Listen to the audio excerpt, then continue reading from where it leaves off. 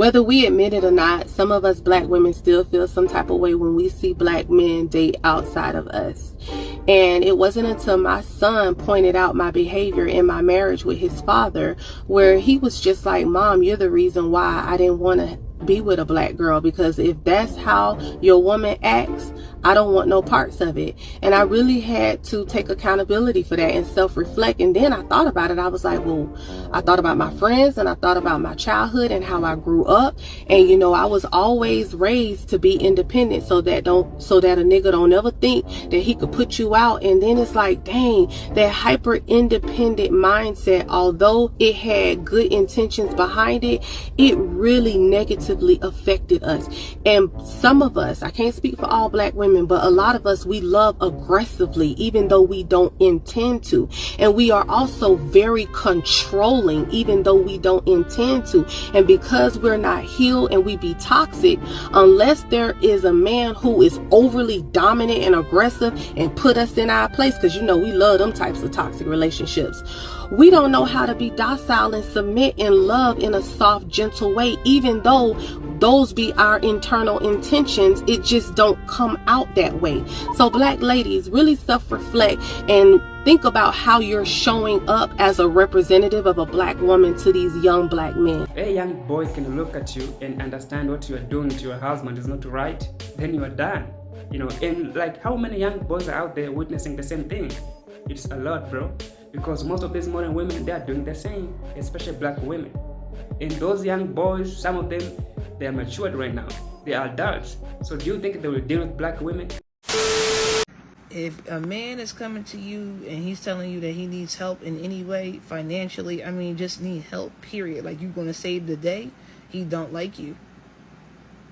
If he really likes you, he would be too embarrassed. I said this a long time ago. He will be too embarrassed to come to you. He will go to his mother before he comes to you. Men egos are extremely high. For a woman that he really wants, he wouldn't dare tell her that he's struggling in some way at all. He will make her believe he got it. He will find a way before he go to you. I'm telling you. So if a man is coming to you saying, hey, can you help me with this? And what? Do I look like a big-ass man with some big-ass muscles and a six-pack? Why the hell would you come to me? What can I do for you? I'm a woman. Can you help me? How about you help me? What can I do for you? That's what you need to be saying to these men. Block them. What the hell do you think I could be doing for you? It's disrespectful if you think about it. You coming to me? No.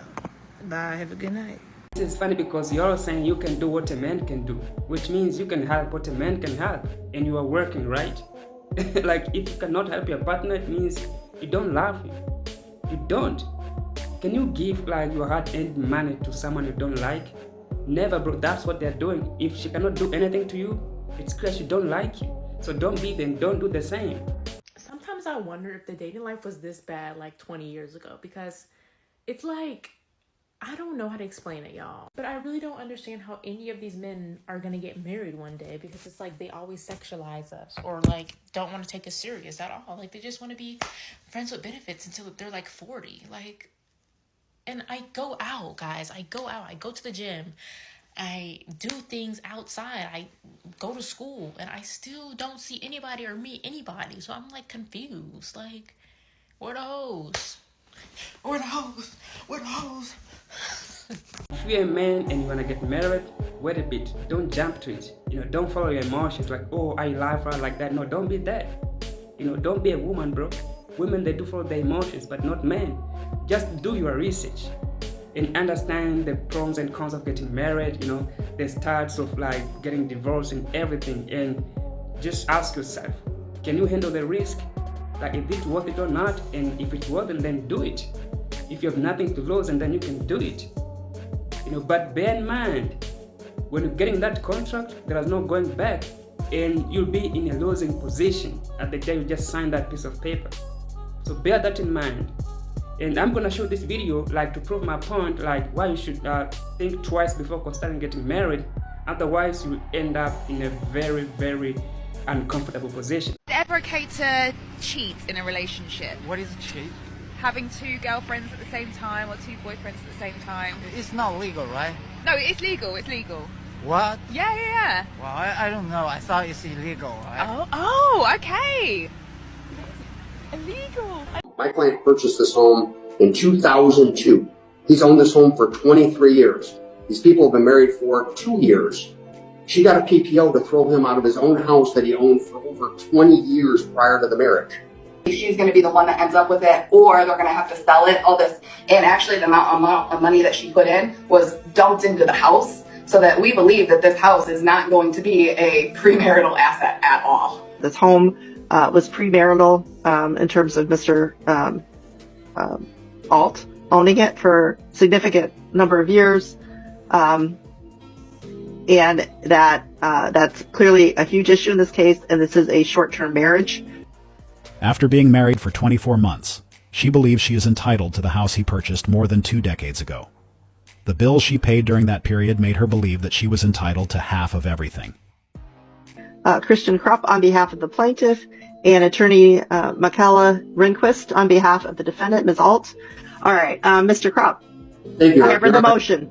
Yes, the facts are super complicated in a sense. The big issue obviously is the house. I quite frankly, in 35 years of doing this, I haven't seen such a massive frontal attack by a person in a divorce, in a sense of she went and got a PPO to throw him out of his house that he owned prior to the marriage.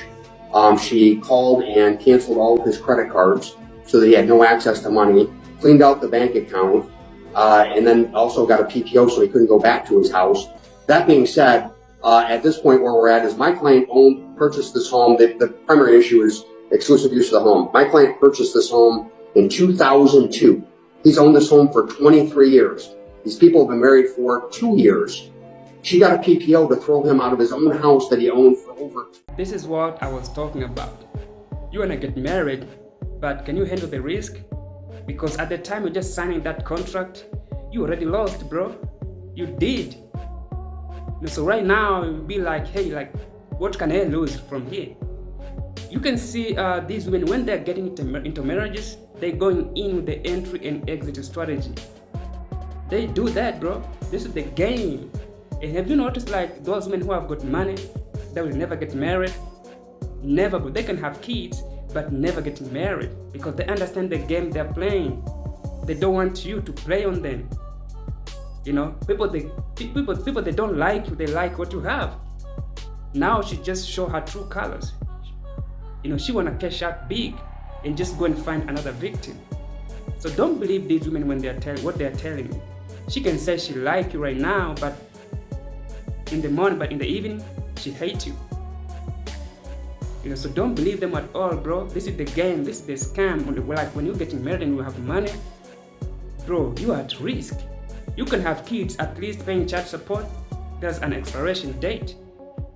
You know, but in a divorce thing, bro, it's crazy. You can pay alimony, you can pay her like until she dies. So you are signing yourself for life, bro. So don't do that. It's not worth it.